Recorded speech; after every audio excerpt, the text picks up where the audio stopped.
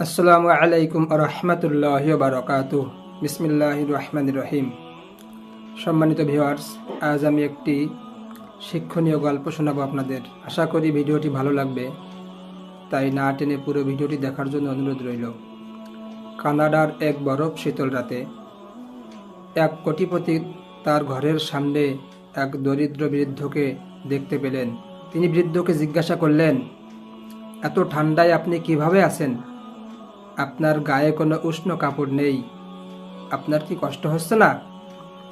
বৃদ্ধ উত্তর দিলেন, আমার উষ্ণ কাপড় নেই, কিন্তু আমি মানিয়ে নিয়েছি, আমার কোনো কষ্ট হচ্ছে না। কোটিপতি উত্তর দিলেন, আমার জন্য একটু অপেক্ষা করুন, দেখি আমি আপনার জন্য কি করতে পারি। আমি আপনার জন্য একটা উষ্ণ কাপড় নিয়ে আসব। বৃদ্ধ খুশি হয়ে বললেন, আমি আপনার জন্য অপেক্ষা করব। কোটিপতি তার বাড়িতে ঢুকে নিজের কাজে এতটাই ব্যস্ত হয়ে পড়লেন যে বৃদ্ধের কথা ভুলে গেলেন।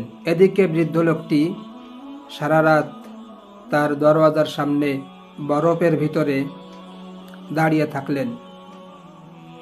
সকালে ঘুম থেকে উঠে বৃদ্ধের কথা মনে পড়তেই কোটিপতি লোকটি তাড়াহুড়ো করে বেরিয়ে এলেন, কিন্তু বৃদ্ধ তখন আর বেঁচে নেই।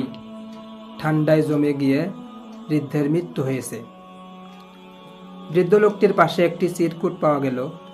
তাতে লেখা ছিল, যখন আমার কোনো উষ্ণ কাপড় ছিল না, তখন আমি মানিয়ে নিয়েছিলাম, কিন্তু আপনি যখন আমাকে সাহায্য করার প্রতিশ্রুতি দিলেন, তখন আমি সেই আশায় অপেক্ষা করতে করতে আমি ঠান্ডার সাথে লড়াই করার ক্ষমতা হারিয়ে ফেললাম।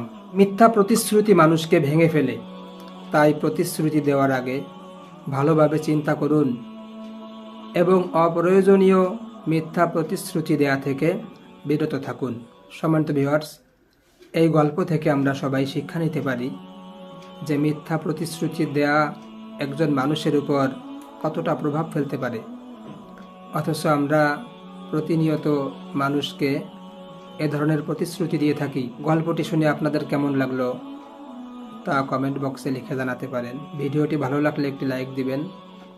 এরকম নিত্য নতুন সুন্দর সুন্দর ভিডিও পেতে চ্যানেলটি সাবস্ক্রাইব করবেন। আজ শেষ করছি।